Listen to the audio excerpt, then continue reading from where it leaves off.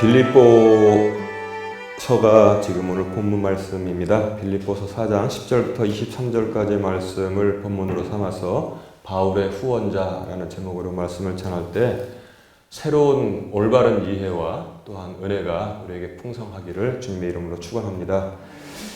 빌립보 성에 대해서 우리가 알게 되면 저기 위에 여기 있는 거예요. 여기 그러니까 여기 이제 에게해가 있는데 여기 이 지도로 보면은 여기 에게해가 있고 지금 여기가 이스라엘이잖아요. 이스라엘 저 아래 구석에 지금 한 구역에 팔레스타인이 지금 이스라엘에게 많은 미사일 로켓 공격을 해서 이스라엘도 지금 가만히 두지 않겠다고 지금 싸우고 있는 곳이 이곳이고, 그 다음에 바울이 나중에 안디옥 교회에 가서 안디옥에서 이 이방 선교를 위해서 파송한 안디옥이 여기 시리아에 있는 거고요. 그 다음에 여기는 지금 터키입니다. 이 지역은. 그리고 여기는 그렇게 바다 색이 아름답다고 하는 요 에게해가 여기 있고요. 그 다음에 여기가 그리스고 또 바다 하나 또 건너면 여기 이 부츠처럼 생긴 데가 이탈리아고, 그 다음에 여기가 이제 스페인인데, 여러분 그 바울 서신에 보면은 로마서에 보면은 요 스페인을 땅의 끝으로 그때 봤어요. 더 그 너머는 대양이 그야말로 있기 때문에 여기서 살던 사람의 세계관으로서는 여기 땅 끝이고, 그래서 오직 성령이 너희에게 임하시면 너희가 권능을 받고 예루살렘과 온 주대와 사마리아와 그 다음에 저기 이방의 땅 끝까지 가서 나를 위한 증인이 되리라, 주님께서 그렇게 말씀을 하신 것입니다. 그래서 이 빌립보는 요 에게해, 여기가 이제 그 그리스인데요. 요 북부 지방을 마케도니아라고 부르고 요 밑에 부분을 아가야 지방이라고 부릅니다. 여기 이 북부 마케도니아 지방에서는 으뜸 가는 성, 첫 성이라고 했는데 제일 아주 웅장한 도시, 그렇게 우리가 볼 수 있습니다. 빌립은 알렉산더 대왕의 아버지가 이름이 빌립이었었어요. 빌립 2세. 근데 이제 알렉산더가 여기서 시작해서 온 세계를 다 정복했잖아요. 그러고서 자기 아버지를 기리기 위해서 빌립이라는 여기다 도시를 크게 세웠습니다. 그런데 이 알렉산더가 요절하고, 그리고 그 뒤에 사분되고 나라가, 그 다음에 로마가 이제 일어나서 다 정복을 했지 않습니까? 그래서 안토니우스라는 사람, 시저가 죽은 다음에 안토니우스 지나가고, 그 다음에 옥타비아누스가 지나가면서 로마 군인들을 여기 빌립보 성에다가 다 많이 심어놨어요. 그렇기 때문에 거기 거주하고 있는 사람들은 로마 군에 근거를 둔 로마 사람들이 대부분이었었습니다. 그러니까 성이 굉장히 컸기 때문에 그 빌립보의 사도행전에 보면은 전도하러 들어갔을 때, 그러니까 이제 그 전도하러 들어갔을 때 그 개울가에서 여자들이 있어서 그 말씀을 전하니까 루디아라는 그 박물 그 옷감 장수 있잖아요. 빨간 옷감 이렇게 물들이는 그런 사업을 하는, 그야말로 요즘 말하면 이제 비즈니스 우먼이 듣고서 당신들이 나를 하나님께 신실한 자로 알거든 우리 집에 들어와서 거하라. 그러니까 전도하려면 거점이 있어야 되잖아요. 먹고 자고. 그러니까 자기 집을 내준 거예요. 그래서 루디아는 이제 루스드라 성 여기 출신 여성인데 여기까지 와서 장사를 하는 것은, 즉 빌립보 성이 굉장히 큰 그런 상업의 중심지였다는 사실을 우리가, 그 단면을 우리가 또 거기 통해서도 알 수 있는 것입니다. 그러니까 로마 사람들이 거기 주를 이루었다는 것은 뭐냐면, 그 빌립보 감옥에 바울과 실라가 갇히게 된 이유가 뭡니까? 원인이? 거기 보니까 점치는 소녀가 있었는데 그 여자가 맨을 따라다니면서 바른 말을 했어요. 이 사람들은 전능하신 하나님의 사자들로서 구원과 생명의 길을 너에게 전하는 자로다 하고 매일 쫓아다니면서 말하니까 이게 이제 바울과 실라가 뒤로 돌아보고 그 악한 영에게, 악한 영이 맞는 말은 했지만 예수를 믿는 건 아니에요. 맞는 말 한다고 여러분 예수 믿는 거 아닙니다. 예? 그래서 나오라고 했더니 그 여자와 그 여자에 들어간 그 악한 영, 그게 사업차가 된 거예요. 주인이 많아. 그래가지고 그 돈 벌어오면은 점 뭐 치는 사람들 돈 갖다 주잖아요. 상당한 수입을 받았을 것이라고 저는 생각합니다. 왜냐면은 그 점치는 사람들이 사람 그야말로 위협하고 협박해가지고 받아내는 그런 그 뭐라 그럽니까? 그 복채라고 합니까? 그거는 우리 상상을 초월한다고. 이게 악한 영들이 하는 짓들입니다. 그게 다.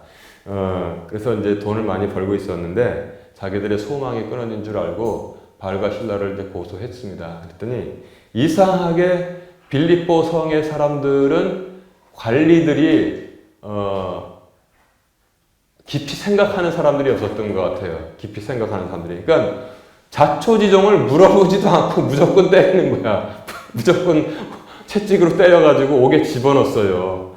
옥에 집어넣었는데 나중에 거기서 지진이 일어나고 그 간수가, 그러니까 거기 있는 관리들은 다 그 성질이 급했는지 옥에 집어넣은 사람들도 묻지도 따지지도 않고 무조건 때려서 옥에 집어넣고, 간수도 뭐 옥문이 지진이 나고 열리니까 다 도망갔겠구나. 확인도 안 해.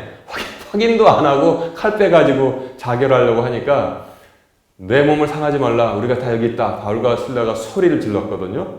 그때서야 간수가 이 횃불을 빼서 와서 확인하고서 아이고 살았다고 무릎을 꿇고 엎드려서 선생들이여 내가 무엇을 하여야 구원을 얻으리까?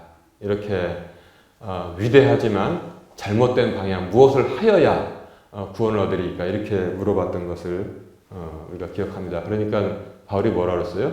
주 예수 그리스도를 믿어라. 그러면 내가 구원을 받고 내 집이 구원을 받으리라. 이렇게 말하고 거기서 간수가 데려다가 그 씻겨주고 밤에 식사를 주고 그다음에 가족들 다 깨워서 한밤중에 침례를 다 받았다는 얘기가 기록되어 있습니다. 그러니까 빌립보 교회가 시작된 것이죠, 거기서. 그래서 빌립보 교회는 루디아, 그다음에 나중에 그 악령으로부터 해방된 그 점치던 소녀, 그리고 또 순수한 사람들이 모여서 빌립보 교회를 세웠다. 이렇게 우리가 충분히 생각해 볼 수 있었습니다. 자, 근데 빌립보 교회는 에바브로디도라는 그런 목회자가 있었습니다. 근데 그가 바울을 참 사랑하고 빌립보 교회와 더불어서 바울을 후원을 했던 내용이 오늘 본문에 나와 있습니다. 참고로 그 빌립보 감옥에 그 집어넣을 때 그 사람들이 된 핑계가 뭐냐면 거기 로마 군인들을 주축으로 한 로마 사람들이 대부분이 있었잖아요. 사도행전 16장 21절에는 이런 핑계를 대고 있는 것을 우리가 볼 수 있죠. 제가 그냥 읽겠습니다. 사도행전 16장 21절에 로마 사람인 우리가 받아들이거나 준수하기에 적법하지 않은 풍습을 가르친다. 이렇게 행정관들 앞에 끌고 가서 바울과 실라를 고소하기를 로마 사람 핑계대는 거예요. 우리 풍습에 전혀 맞지도 않고 우리가 준수하기도 힘든 무슨 뭐 예수 그리스도가 우리를 또 왕이고 뭐 왕이 또 있고 그렇다고 하는데 그 죽은 자들을 다 살리고 믿음은 살고 그다음에 나중에 네로 때 그 핑계된 거를 우리가 역사를 통해서 알 수 있었어요. 이것은 내 몸이니 너를 위한 내 몸이니 이를 행하여 나를 기념하라. 이것은 너희를 위하여 흘리는 내 피니 이를 마심으로 나를 기념하라. 이렇게 마실 때마다 나를 기념하라. 그러니까 예수님의 살과 피를 먹는다. 그러니까 이게 식인종들이라고 퍼뜨리게 됐습니다. 로마 사람들이. 그래서 나중에 네로가 크리스찬 박해할 때 그것도 핑계로 많이 됐습니다. 식인종들 뭐 이렇게 뭐 해서. 그러니까 그 참고로 알아두시면 이해가 더 단단하게 될 것입니다. 이 빌립보 교회는 유일하게 바울을 물질로 후원했던 교회라는 것이 오늘 본문에서 밝혀지고 있습니다. 참 어떻게 보면 슬프고 씁쓸한 그런 내용이에요. 바울은 어디 가나 교회를 세우고 매를 맞고 또 그리고 제자들을 세우고 리더들을 세워서 교회를 위해서 또한 기도하고 서신서를 써서 보냈는데 그 많은 교회들 중에서 바울을 물질적으로 후원한 교회는 빌립보 교회밖에 없었다는 사실을 우리가 오늘 본문을 통해서 확인하게 되는 것입니다. 그러나 그것을 통해서 그것은 하나님의 기쁘실 만한, 기쁘게 하실 만한 향기로운 예물이고 나중에는 어떤 일까지 있냐면 맨 나중에 보면 인사를 하는데 카이사르 집안 사람들이 특히 너희들에게 무난한다. 그런 내용이 끝에 붙어 있습니다. 즉 카이사르는 뭐냐면 로마 황제를 말하는 겁니다. 로마 황제의 집안 사람들이 믿기 시작했다는 사실을 여기서 우리가 분명하게 확인해 볼 수 있는 것입니다. 어떻습니까? 물질이 이렇게 쓰여진다면 이 세상을 바꾸는 일인데 얼마나 귀하게 쓰여졌는가 우리가 충분히 짐작해 볼 수 있는 것입니다. 그러나 옥에도 티가 있다고 어느 교회나 있는 것처럼 뭐 4장 앞부분 좀 읽어보면은 내가 유오디아하고 순두계에게 권면하노니 한 마음을 품으라고 이렇게 말했습니다. 아마 이제 교회에서 입김이 센 그야말로 여선교 회장 둘이 있었나 봐요. 그러니까 이제 유오디아파, 순두계파 서로 막 이렇게 좀 견제를 하고 그랬던 모양인데 이렇게 훌륭한 교회도 이러한 모습이 있었습니다. 그러나 한 마음을 품으라고 바울이 권면을 했습니다. 자, 아까 전에 말씀드린 대로 15절 보니까 내가 마케도니아를 떠날 때 주고받은 일로 나와 나눈 교회가 너희 외에는 없었느니라. 참, 제가 말씀드렸잖아요. 바울의 슬프고 고독한 현실인 것입니다. 모든 교회가 바울이 세웠다고 해서 바울을 생각하고 바울을 위해서 기도하고 그냥 뭐 그러진 않았어요. 그 헌금 좀 걷어가지고 바울이 선교 여행 가는데 좀 쓰십시오라고 보탠 교회가 이 지역에 다 바울이 다니면서 매를 맞으면서 돌로 맞으면서 교회 세웠잖아요. 딱 한 교회, 빌립보 교회가 그랬다는 사실을 전하고 있습니다. 그러니까 세상에서 제일 많이 오해되는 말씀 중에 하나를 제가 여러분들에게 지금 쭉 읽어드리겠습니다. 10절부터 읽겠습니다. 그러나 내가 주를 크게 기뻐한 것은 너희가 나를 돌보려 하는 것이 이제 마침내 다시 활기를 띠었기 때문이니 너희가 또한 그것을 위해 염려하였으나 기회가 없었느니라. 이걸 보면은 빌립보 교회가 바울을 도웁시다 라고 결의를 했는데 중단됐었나 봐요. 근데 바울이 그것을 듣고 하나님께 참 감사했습니다. 바울 선생님, 우리가 좀 이렇게 예산을 세워서 사도님을 돕기로 했습니다라고 이제 에바브로디도가 연락을 했겠죠. 그랬더니 바울이 하나님 감사합니다 이렇게 참 기뻐했습니다. 마침내 다시 활기를 띠었기 때문이다. 너희가 또한 그것을 위해 염려하였으나 기회가 없었느니라. 지금까지 아마 재정이 부족했거나 두 번째로는 외부에서 그런 여건이 만만치 않아서 돕지 못해서 중단했었는데 다시 시작했다는 말을 듣고 바울이 기뻐했습니다. 근데 요 11절이 중요합니다. 내가 궁핍함으로 말하지 아니하노라. 바울이 말하는 것은 내가 지금 가난해서 너희들에게 이거 참 좋은 일이다 이거 말하는 거 아니다 이렇게 바울은 말하고 있습니다. 이게 정상입니다. 하나님께서 하나님의 일을 도모하는 일꾼들에게 일하는 소의 입에 멍에를 씌우라고 그랬어요? 씌우지 말라고 그랬어요? 신명기에서도 분명히 곡식 떠는 소의 입에 멍에를 씌우지 말라고 했습니다. 하나님께서 다 공급하시는데 그런데 왜 그 소식을 듣고 기뻐하느냐? 더 깊은 뜻이 있다는 사실을 오늘 본문이 전하고 있습니다. 내가 궁핍함으로 말하지 아니하노라. 내가 어떤 처지에 있든지 거기에 만족하는 것을 내가 배우노라. 살다 보면 좀 바울의 그 재정도 넉넉할 때가 있고 부족할 때도 있었겠죠. 근데 바울이 뭐냐면 어떠한 처지에 있든지 내가 거의 적응을 잘했다는 거예요.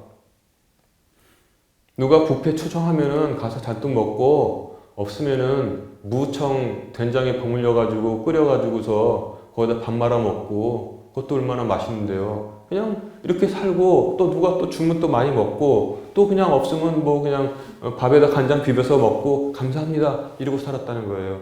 이럴 줄 알아야 된다는 것입니다. 무릇 하나님의 자녀들은 이럴 줄 알아야 된다는 것입니다.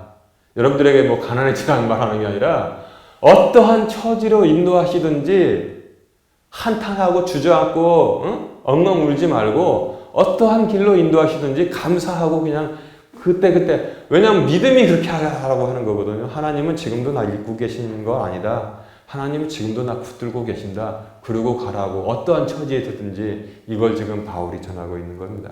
얼마나 정말 강력하고 위대한 말씀입니까? 자, 그래서 여기 보면은 오해를 많이, 전 세계에서 오해받는 말씀 중에 하나가 여기 가장 큰 것 하나가 여기 나오고 있습니다. 내가 비천하게 되는 것도 알고 풍부하게 되는 것도 알아. 어디에서나 모든 일에서 배부른 것과 배고픈 것, 풍부한 것과 궁핍 당하는 것을 다 배웠노라. 다 배웠어요. 그러니까 비천하게 되는 것, 사람 정말 비참하게 되고 풍부하게 되는 것, 그리고 또 어떤 날은 또 배가 부르게 먹었어요. 감사합니다. 어떤 날은 또 배고파서 간장에 밥 비벼 먹고 굶기도 하고, 또 풍부하게 되는 거, 궁핍당하는 것 다 배웠다고 말하면서, 그래서 12절에 보니까 13절에 나를 강하게 하시는 그리스도를 통해 내가 모든 것을 할 수 있느니라, 이렇게 지금 고백하고 있는 것입니다. 그래서 기독교 용품점에 가면은 요 13절만 딱 따서 나를 강하게 하시는 그리스도를 통해 내가 모든 것을 할 수 있느니라만 액자에 넣어가지고 파니까 문제가 많이 되고, 또 그걸 해가지고 또 목사들이 그것만 할 수 있습니다. 그리스도와 함께 할 수 있습니다. 이렇게 하니까 반쪽만 알게 되는 것입니다. 제가 좀 우스운 예를 들어볼까요? 은행 강도가 은행 털고 싶은데 무장 강도가 주여 도와주시옵소서 기독교 용품점에 들어갔어요. 저거다. 나를 강하게 하시는 그리스도를 통해 내가 모든 것을 할 수 있느니라. 그 액자를 샀어요. 아니 제가 일부러 이 예를 드는 건 모든 것을 할 수 있느니라. 모든 것을. 여기서 말하는 바울의 모든 것은 비천하게 되는 것, 풍부하게 되는 것, 이게 모든 거예요. 응? 배부른 것, 배고픈 것, 이게 모든 겁니다. 저 끝에서 저 끝이니까. 풍부한 것, 궁핍 당하는 것, 이게 모든 것인데, 은행 강도가 그걸 사가지고, 요번에 내가 저 은행을 잘 털 수 있겠구나. 근데 모든 것을 할 수 있느니라. 이렇게 해석해도 그에게는 책임이 없다는 것입니다. 13절만 떼어서 그가 가지고 있다면. 그렇잖아요? 그에게 무슨 책임이 있어요? 해석을 잘했는데, 문자대로. 그 앞에 내용을 같이 여러분들 보면서 이렇게 설교를 하잖아요. 그리스도 안에서 모든 걸 할 수 있습니다. 그러면 아니 교인들이 뭐 몇백 명 앉아있는데 무슨 마음을 품고 있는지 어떻게 알아요? 목사가 모든 걸 할 수 있다고 그러는데, 이 말의 뜻은 사람을 병들게 하고 헛바람 집어넣는 게 아니라 사람을 하나님의 온전하심, 인도하심이 어떤 것이든지 자족할 줄 하게 만드는, 그리고 거기서 강한 믿음을 보이게 하는 그 말씀이라는 겁니다. 그게 오해가 되고 있잖아요, 지금. 그래서 모든 것을 할 수 있느니라. 14절에 내가 이렇게 다 견딜 수 있지만 14절 nevertheless 그럼에도 불구하고와 성경이 많이 나오는데, 그럼에도 불구하고 너희가 나의 고난을 함께 나누었으니 잘하였도다, 이렇게 지금 하고 있는 거예요. 빌립보서 온전하게 이해하는 길로 지금 가고 있습니다.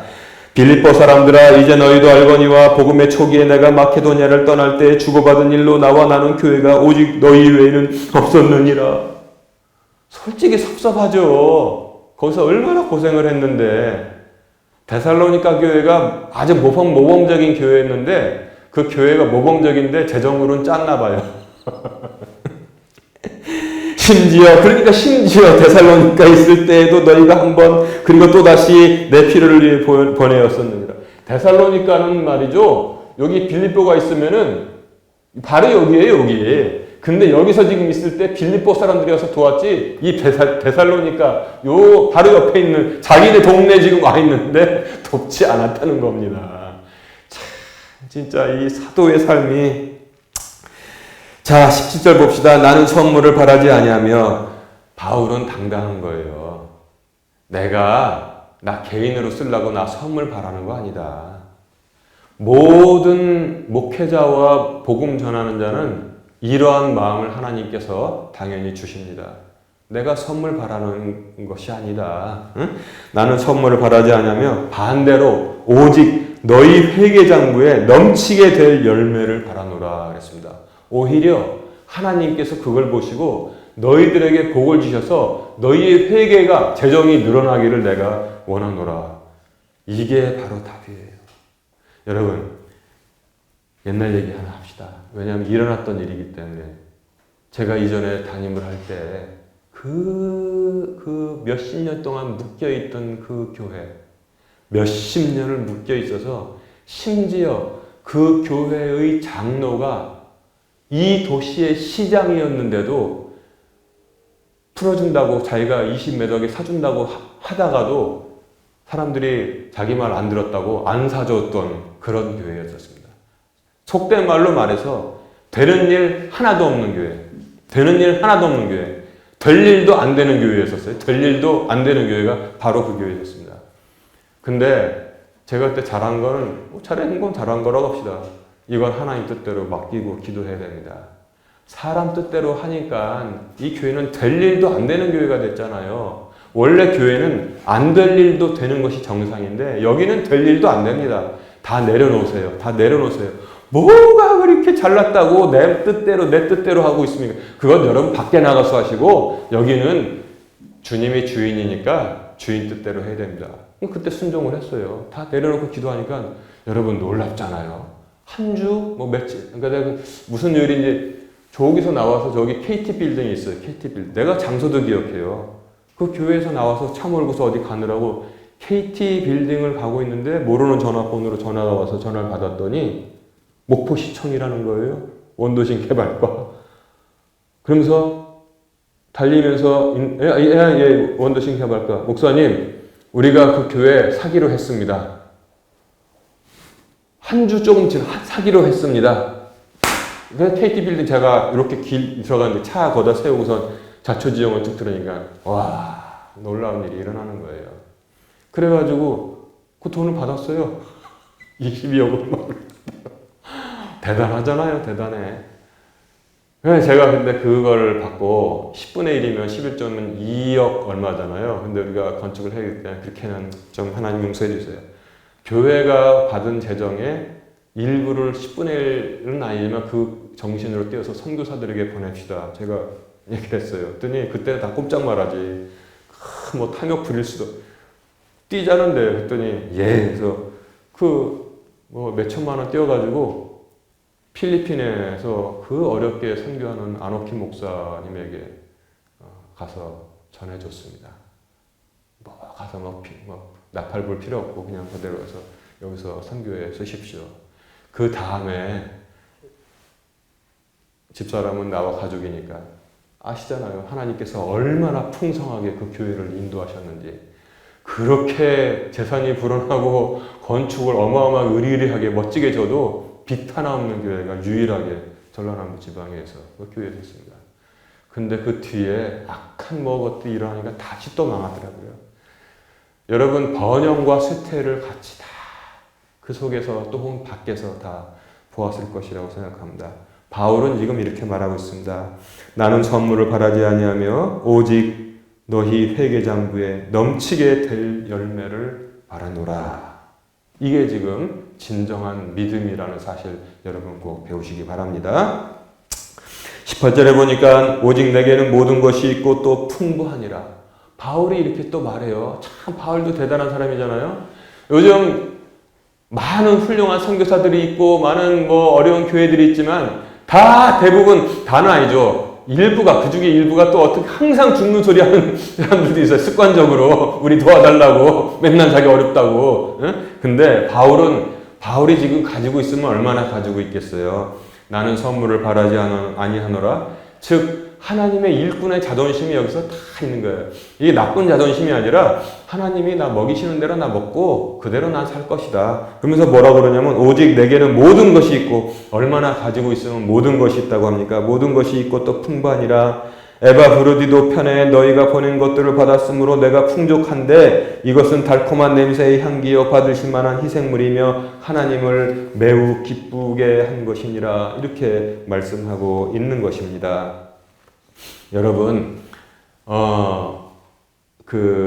또 요것도 보니까 이 헌금함에 이것은 달콤한 냄새의 향기요 받으실 만한 희생물이다 이렇게 해놓으면은 또 사람들이 반대께 이해를 못하는데 바로 이러한 전체를 이해하면은 하나님이 어떠한 것을 향기롭게 받으시는지 달콤한 냄새로 받으시는지 여러분 잘 이해를 할 수가 있는 것입니다. 여러분 달콤한 향기 그거 맡아본 적 있어요? 있습니까? 나는 한 상당한 기간 동안 달콤한 향기를 제가 맡았는데 배가 막 움직이게 만들어요. 제가 옛날에 고등학교 바로 졸업하고 이제 이 군문에 들어가서 이제 이 대학에서 훈련을 받는데 얼마나 배고픈지 몰라요. 24시간을 뛰어다니게 만드니까 잠도 안 자고 좀 미치겠는데 그 당시 말이죠. 훈련 받는데 저 앞에는 뭐가 있었냐면은 롯데제과인가 같은 그 공장이 있었습니다. 롯데제과. 헬텐가 롯데인가 지금 기억 안 나는데 그 추운데 2월 달에 그 찬바람 맞으면서 훈련 받고 이렇게 서 있는데 그 용광로인지 뭔지 거기다 설탕하고 초콜릿 녹이는 냄새가 있잖아요. 그리고 바다 코코넛인가 그거 냄새가 바람 타고 겨울바람 타고 날라오는데 와 그냥 날개가 있으면 그냥 정신 잃어가지고 그걸 막 날아가겠다고. 이 경험은 와 내가 그거 했어요. 그 달콤한 냄새가 얼마나 사람을 배고픈 사람을 그냥 정신을 빼놓는지 온갖 과자 냄새 막 초콜릿 냄새가 확 날라오는데 야 이거 아주 그냥 아주 돌겠구나. 과자도 못 먹게 했으니까 과자도 못 먹게 했거든요. 그냥 한 달 내내 밥만 먹었거든요. 그러니까 원래 과자 좋아하는 이 김물향이 얼마나 그때 막 환장을 했겠냔 말이에요. 네, 이 달콤한 냄새의 향기요 받으실 만한 희생물이다. 하나님께서 그렇게 드리는 헌금에 대해서 온 우주를 창조하신 하나님께서 저는 이 말씀이 피와 살로 느껴지는 거란 말이에요. 하나님께서 그렇게 달콤한 냄새의 향기요 받으실 만한 희생물로 받으신다는 것입니다. 아멘. 아멘. 그럴 때 그 준 쪽에도 놀라운 회개장부가 넘치는 역사가 일어난다. 이렇게 지금 그 원리를 또한 지금 말씀하고 있는 것입니다. 그래서 18절 뒤에 보니까 이것은 달콤한 냄새의 향기요. 정말 그 기억이 납니다. 받으실 만한 희생물이며 하나님을 매우 기쁘시게 한 것이니라. 세 가지가 그 헌금에 다 들어있습니다.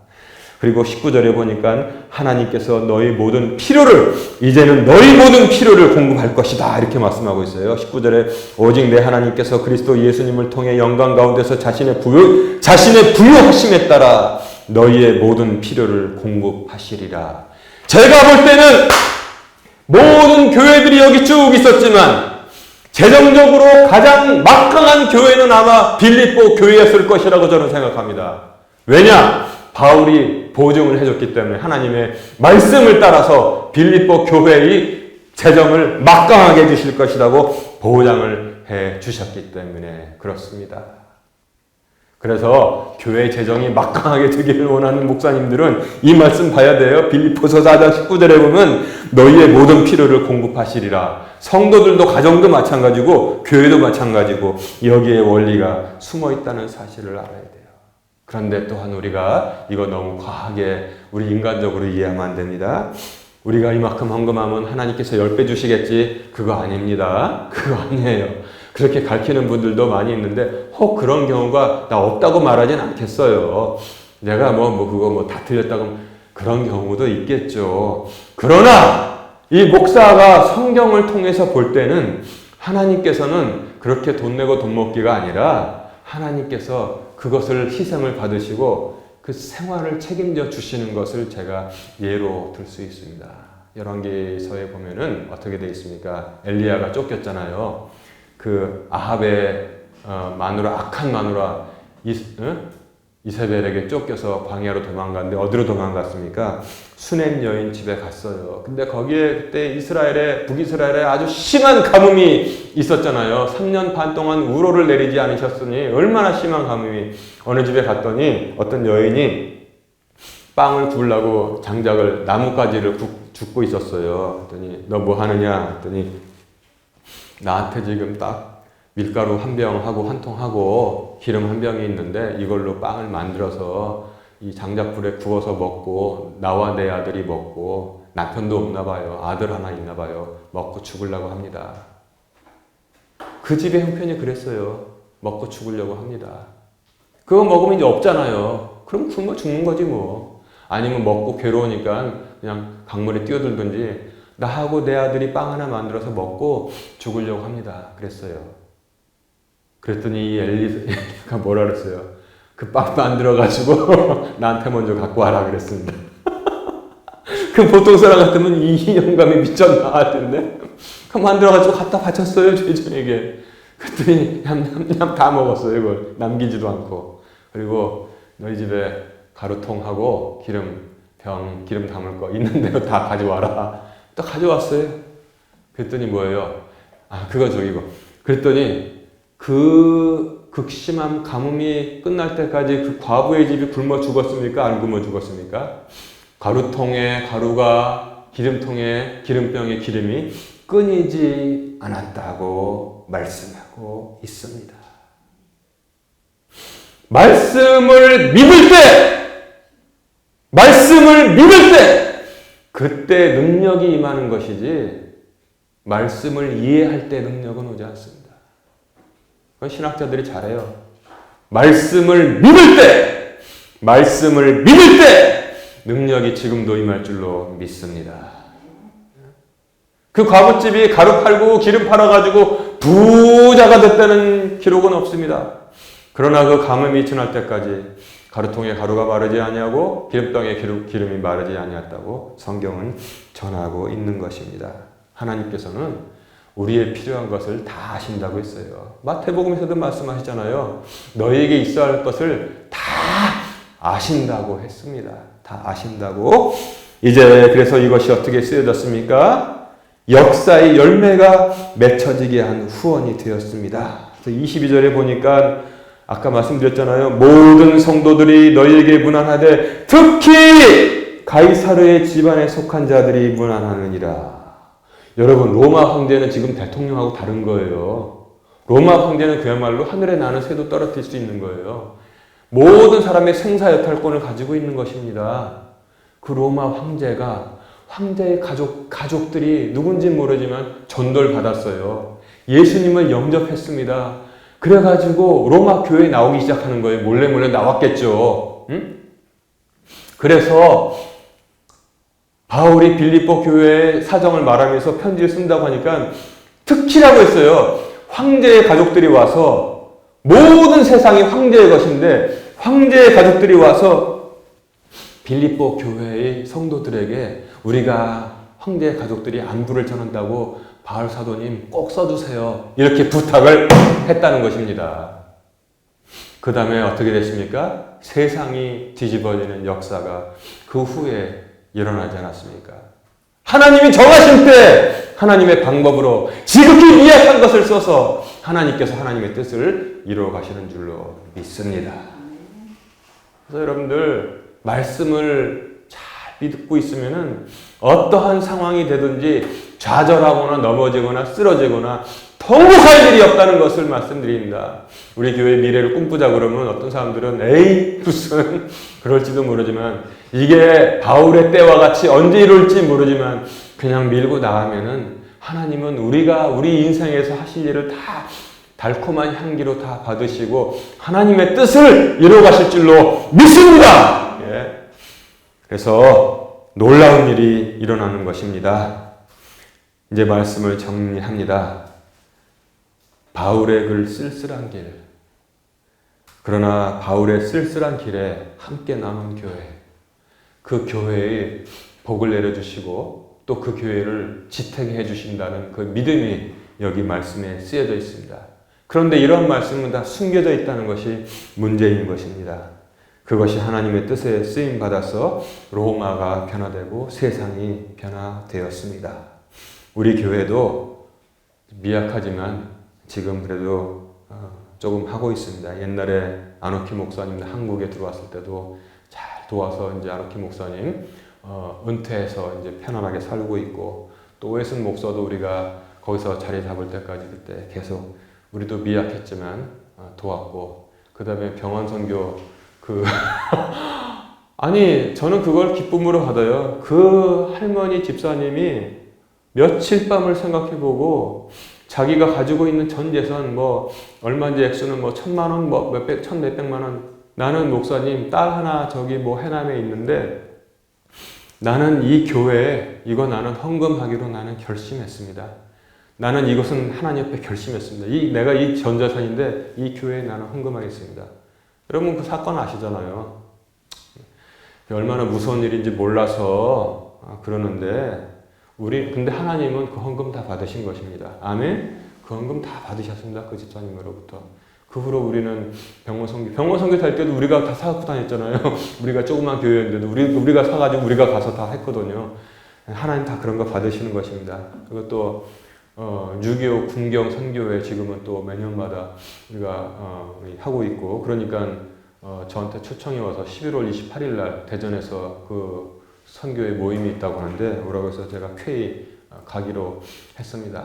조그만 때도 다 조그만 일 할 수 있는 거예요. 그리고 또 작년에 우리 성도님들이 허락을 해주셔서 100만 원 따로 통장에 떼서 한일 교회 화해 사업에 우리가 쓰도록 이렇게 했지 않습니까? 작년에 제가 써보니까 한번 그때 이 동성애 반대 집회까지 겸해서 갔다 왔는데 일본인 교회 헌금 5만 원 한 거 다 포함해서 25만 원 차비까지 다 그거밖에 안 들더라고요. 그래서 계속 우리가 그 사업을 계속 할 것입니다. 그래서 하나님 주시는 대로 점점 우리가 집중해서 또 이렇게 사업을 해갈 때 그 아주 가냘픈 그 싹이 언젠가는 열매를 맺는다는 그런 믿음 가지고 나가면 기쁩니다. 그래서 우리는 이 모든 말씀을 그대로 믿고 그리고 주시는 대로 우리가 더 나누는 교회로 가는 중에 있습니다. 이 말씀의 뜻대로 삶의 능력과 기쁨이 있기를 주님의 이름으로 축원합니다.